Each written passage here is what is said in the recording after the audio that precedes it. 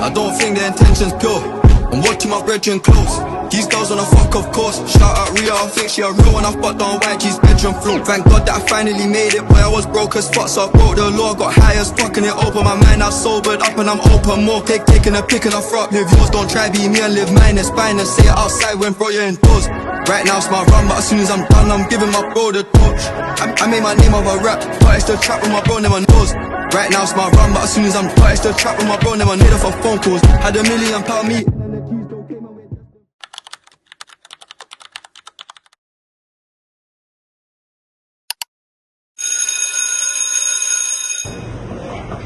Siapa ambil saya punya tudung kau ni?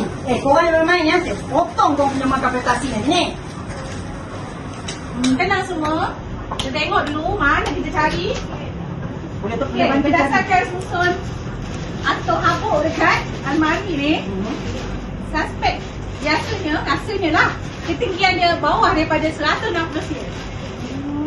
Alah tak, apa susah. Sebenarnya RM2 ni hilang pun tak lalu. Rahat mungkin berulang. Tahun lepas, kesudu hilang. Sampai sekarang, tak jumpa pembunuhnya. Sabar.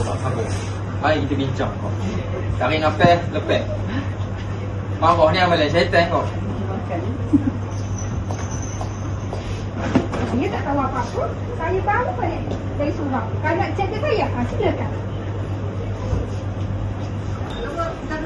Saya cuba pinjam bekas ni tadi untuk letak puteri je, tapi penuntut dia memang dah tak ada.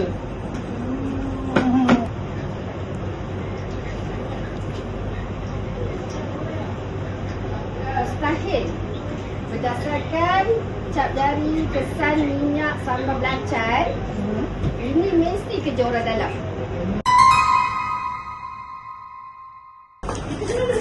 Oh my god. Dia tulis sekali. Orang kasih.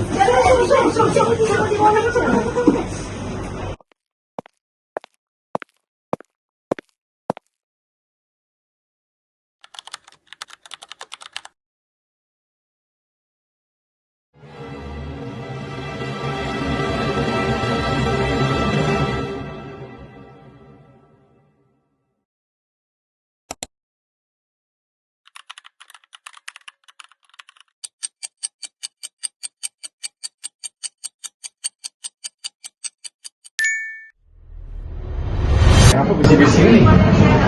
Korang cari penduduk Tepui ke? Aku pinjam untuk ni je, untuk kopi je. Boleh ke? What? Bro, what are you talking about, man?